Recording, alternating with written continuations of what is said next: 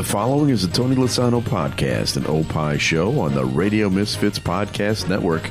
This is Free Kicks. So, Adam, we're taping this on Wednesday. There's a Liverpool Champions League game going on right now that I'm taping. I don't want to hear it. I don't want to know anything about what's happening in that game. Don't worry, there's no goals. Okay. I'm just kidding. Yeah. Well, next week we'll do a whole Champions League thing because it's time to update people. Yeah. Yep. But in the meantime, it's time for Free Kicks.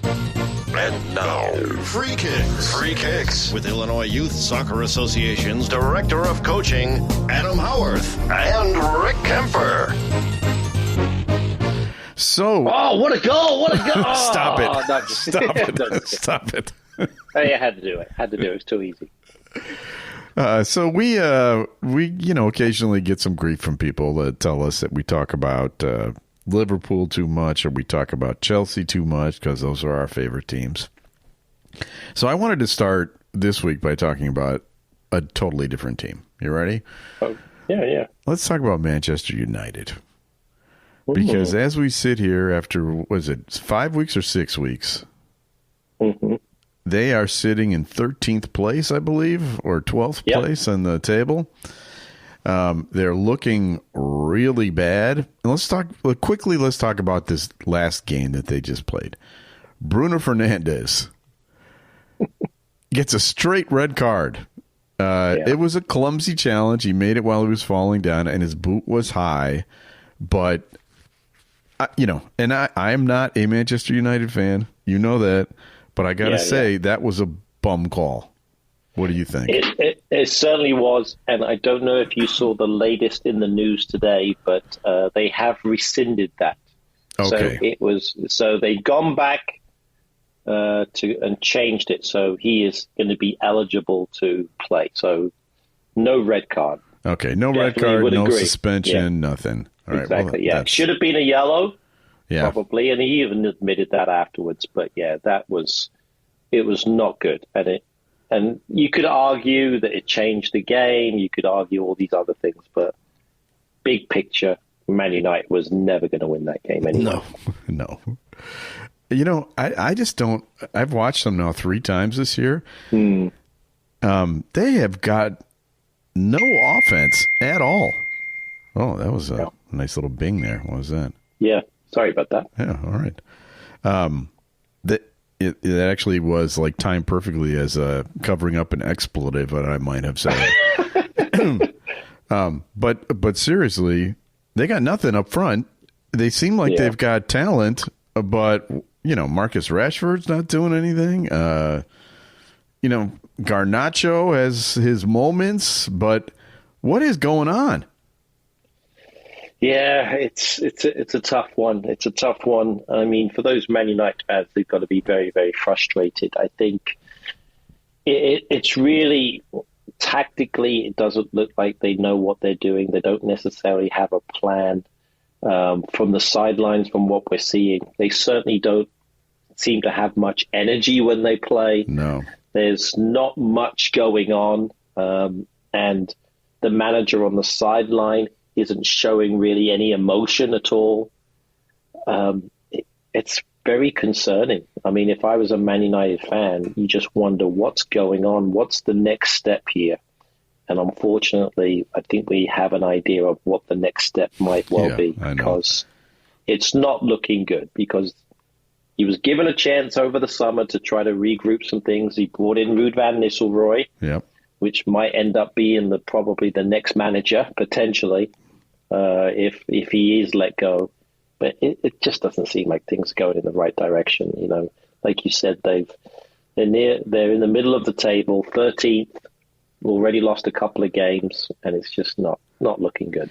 Do you think that he was kept on just because of the FA Cup win at the end of the season? I think it was part of it. There was that momentum that they won the game, but then also it was very widely spoken about that they were looking for other managers, and nothing came about. They interviewed a few people, and for whatever reason, whether the managers chose not to go or the new leadership group, Ineos decided not to go with the group and decided to give him another chance. But it's really not a good situation because however you look at it, they put some faith in him.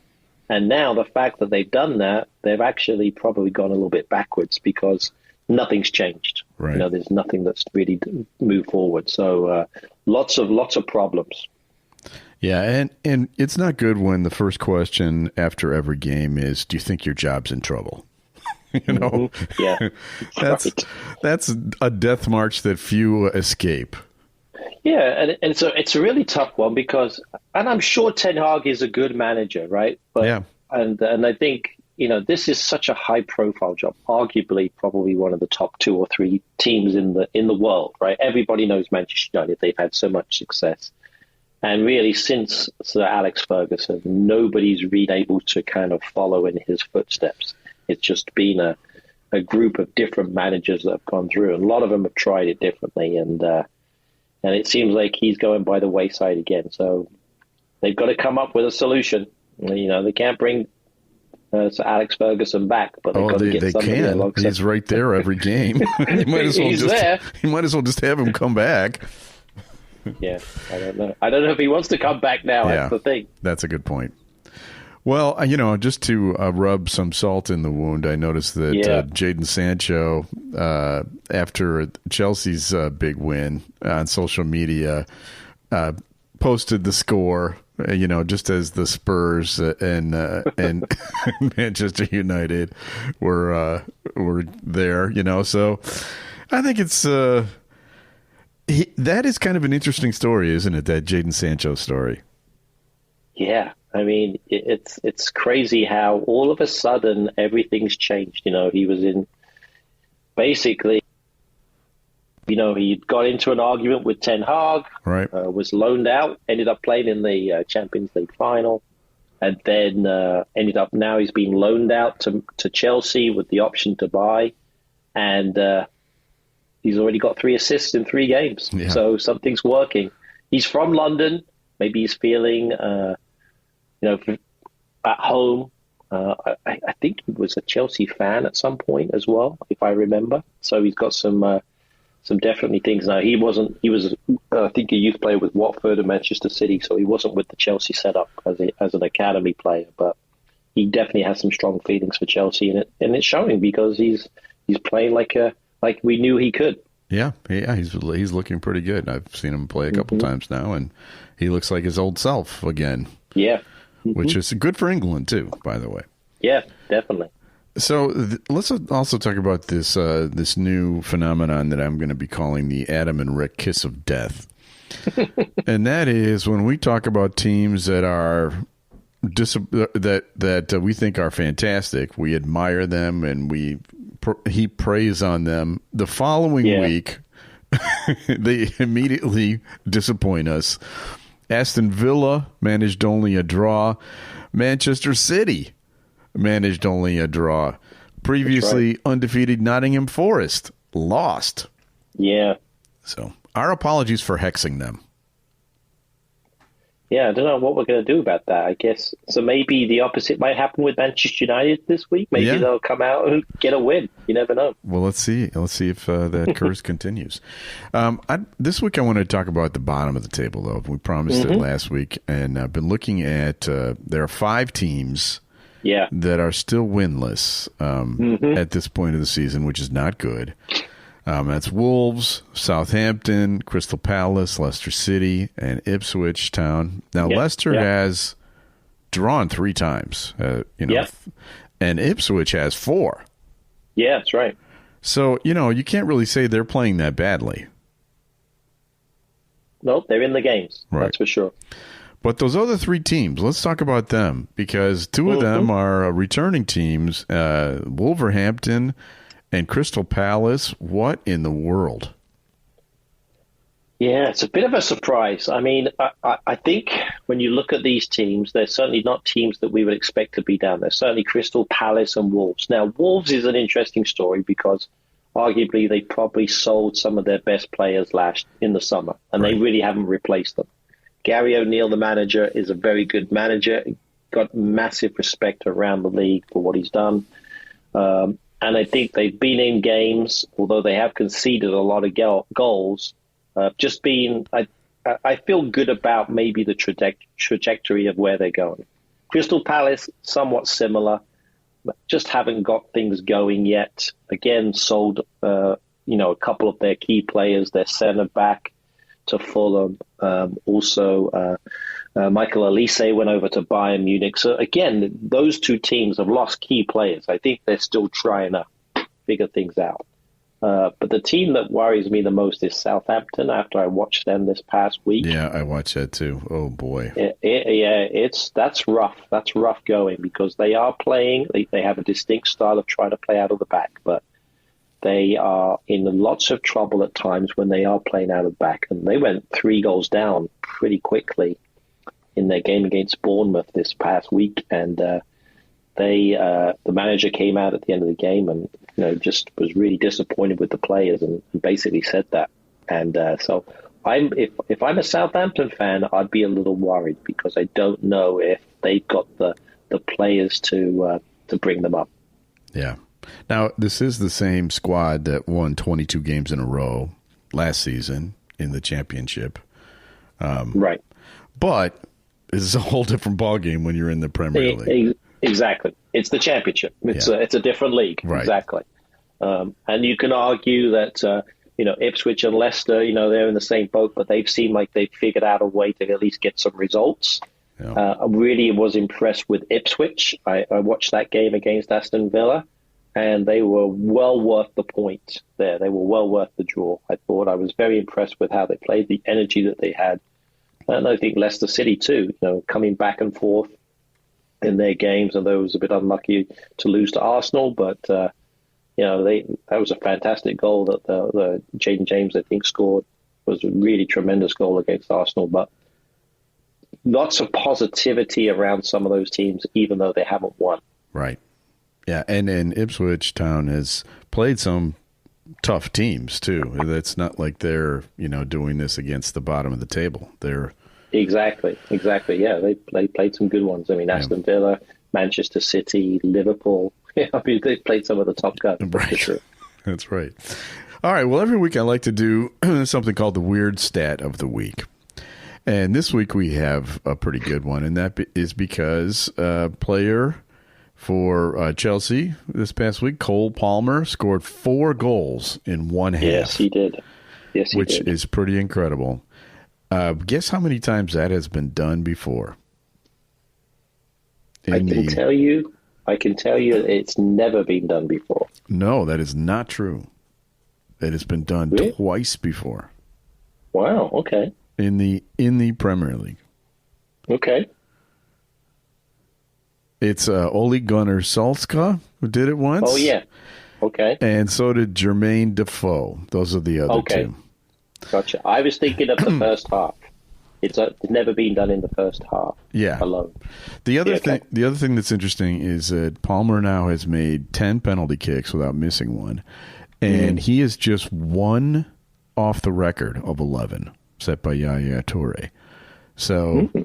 Not bad for a youngster coming up there and just immediately getting ice water in his veins and putting in 10 in a row. I tell you, I mean, again, being conscious of talking about Chelsea, but we're not talking about Chelsea. We're talking about Cole Palmer. If you're a fan, you've got to watch this guy because he plays like he's just playing in the schoolyard. It's like a whole different level. He is. It's worth the money to watch him play. That's what people are saying. He's an absolutely generational talent. The things he's doing right now, unforeseen, and it's unbelievable to watch. When I saw that, and scoring goals left, right, and center, penalty kicks, free kicks, headers, I know, tap-ins, everything. My favorite thing about the guy is he seems like he's really having fun. Mm-hmm. Which is fantastic. Yeah, but even with that haircut, I mean, he's doing some great things. Right. That's for sure. Maybe it's got a little different aerodynamics than the other players. Who knows? Who knows what that haircut is doing for him? But he glides past people. That's for sure. He does, actually. All right. Free Kicks is brought to you by the Illinois Youth Soccer Association. Illinois Youth Soccer has been proudly serving the Illinois soccer community since 1975 and has a strong history of credibility. Illinois Youth Soccer is a non-profit corporation, official state association and charter member of the U.S. Soccer Federation, administers U.S. Soccer Federation coaching programs, administers U.S. Soccer Federation Olympic Development Program, and the U.S. Soccer Federation referee programs. For more information, go to illinoisyouthsoccer.org. Okay, and I believe we have some of this.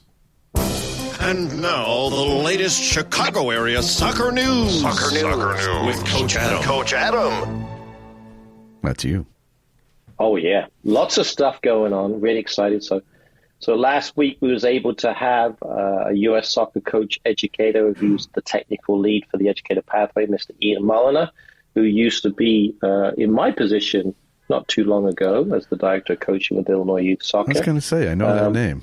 Yeah, so he did a great workshop with some of our coaches on assessment and working on how to help coaches. So that was really, really good. And then also part of that program, we presented our first kind of edition, or I should say it's more the evolution of what was formerly known the 5-star program that we had. It's now called the Premier Club. And it's an accreditation program for all clubs within Illinois that we would love to have more clubs receive this credit. And it's basically 5 badges. So you get the 5 badges, you become a Premier Club. You don't need no stinking badges. Well, of course you do. No, okay. Of course you do. Who doesn't want a badge? So the badges are set up like this: coaching education, okay, player development, parent engagement, safeguarding, and then a competition participation badge. So it's up to the clubs to basically fill out the form. All the details on our website, illinoisyouthsoccer.org. You can fill that out. That goes to the person in our office. We give it a yay or a nay. And once they get all 5, they will be able to call themselves a Premier Club, get a nice little sticker for their side of their shirts, and all kinds of different things. So there's some great benefits like discounted coaching courses, early access to registrations, different things, website listings, all those types of things, and obviously the use of that logo that they can put wherever they want to. So hopefully that will help, especially for clubs wanting to attract different players to their group. So we're excited about it. Okay. It's time for your favorite feature. Time now to guess the Premier League star. And again, this week, I'm going to say it's a tough one. It's a tough one. It's I had to look up a spelling. I mean, this is oh wow! Right, did some serious research. Yeah. Oh yeah. I've been working my butt off on this show. All right. This week's Premier League star is 25 years old. Okay. He was born in France. But he plays for a different country's national team. Of course he does. That's always happened. I know. And this other country is not in Europe. Okay. It's also not in North America. It's also not in South America. It's also not in Australia. Okay, so I'm guessing an African country, possibly? Oh, it is. I hadn't even excluded Asia yet, but yes, you're correct. Or Antarctica, for that matter. He is a striker. And he plays for a mid-table Premier League team. He's played 190 matches for them and has scored 50 goals. Okay. So I think someone who scores 50 goals is a star, wouldn't you say? 50 goals in the Premier League. Well, 50 goals with this club. Oh, okay, so it's a club that's been up and down then. Maybe. I think honestly, the whole time they've been in the Premier League or very close. Okay. Excuse me. They've been up there for a little while now. This season, he did something incredible, and people are talking about it. All right, now if you can figure out what his team is, you may be able to figure out what his incredible achievement is. It happened against West Ham and Spurs. It's West Ham and Spurs. Yep. Okay. He has scored in the first minute in back-to-back matches. Okay, gotcha. I gotcha. Interesting. So would this player be playing for a team called Brentford? He would be. And he scored a few goals, you said? He scored 50 goals, really, for this club. That's yeah. He's got 5 this season. Yeah. Okay, yeah, he's off to a good start. There's no question about it. And I'm surprised he didn't. And he played with all the French teams up until he played with Cameroon. Is that correct? Yep, that's right. All right, so it's got to be. And hopefully I can say this correctly. This is my favorite. Why you have to... This is my favorite part of the game. Is I can pick anybody. I wouldn't pick this guy if I had to say his name, but I don't have to say his name. You do. So go ahead. It's Brian. Good old Brian Mbeumo. Brian Mbeumo with Brentford. Yes. And isn't that an incredible achievement? Have you seen the highlights on that? I know that he scored. I didn't realize that he scored 2 in it. Was it 2 back-to-back games? I know they scored like 26 seconds, I think one of them was, but didn't realize the second one was so quickly. That's true. Yep. Yeah, that's in the first amazing. minute in both of those games, which is pretty incredible. That doesn't happen. That doesn't happen at all. It does not. Yeah, that's great. And he's, like you said, he's off to a great start, doing really well. So good for him, especially because without Ivan Toney, he's probably going to be the main guy this year in terms of getting goals. Right, that's for sure. Yeah, and everybody was wondering where those goals were going to come from, but you know, so far he's filling the role. Yep. All right, it's time for my favorite part of the show. Now time for Adam's Weekend Soccer TV Tip. Okay, now I've been taping some Champions League games, so I've got some stockpiled. But I think that there's the Premier League's still around this weekend, right? I smell an international break coming soon. Yeah. But, so we've got this week coming, so we're going to be okay for games this week, and then the following week is going to be off. So okay, got some. Yeah, that's going to be the lull that is the international break. Gosh, I know, it's so painful. It's like the worst week ever. It is. That's the problem. It's like, what do you do? I actually walk around the house like I don't know what to do with myself. I would if I didn't have a broken leg. True. I get the crutches, so I can't just walk around. Yeah. All right. So, what's your tip? So we got some games. So I mean, Saturday looks decent. I mean, there's some good games there, but I think Arsenal at home is always good to watch, and Man City at home against a Fulham team that's on pretty good form. But I think Sunday is going to be the day to watch. But the problem is that these two games are on at the same time, and you're going to have to maybe flip back and forth. One's on USA, one's on Peacock, because I think the reason I say these teams is because, first of all, I think you're going to enjoy watching Aston Villa play. They're at home against, obviously, the team that we spoke about today, Manchester United, who are struggling. Oh, yeah. I want to watch that. It could be possibly his last game. Yeah. Who knows? We'll have to wait and see, especially if Aston Villa do very well. And I mean, it could be a trouncing if Aston Villa. I mean, they're playing so well, doing well in the Champions League, playing against Bayern Munich today, actually. So and holding well against them. So that's good. I won't give you any scores. Okay, thank you. Because I'm taping that one too.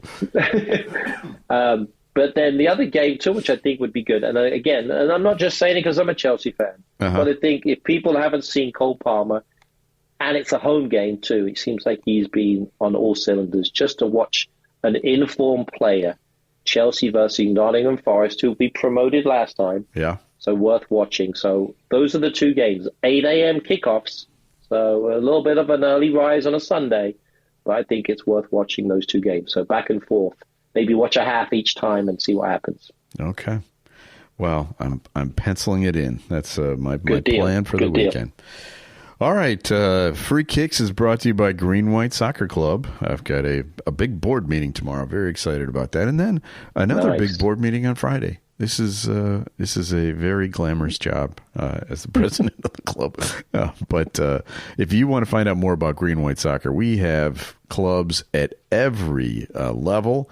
We're not in that premier club yet that Adam was talking about. We'll have to look into that. But go to greenwhitesoccer.org to find out more information. Every age group from 5 years old up to over 50. And that's your chance to play here in Mount Prospect, Illinois. All right, we have people to thank. We need to thank our executive producer, Tony Lasana, with Opie Shows. Thank you, Tony. Thanks also to Ed Silla with the Radio Misfits Podcast Network. Great Talk Radio isn't dead. It just moved to a better place, radiomisfits.com. And we'll be back again next week with a brand new episode of Free Kicks. The proceeding was a presentation of the Radio Misfits Podcast Network. Find our other great shows on iTunes, Stitcher Radio, and at radiomisfits.com. Thank you. Thank you. Thank you. This has been a presentation of Opie Productions. Tony, can you shut up?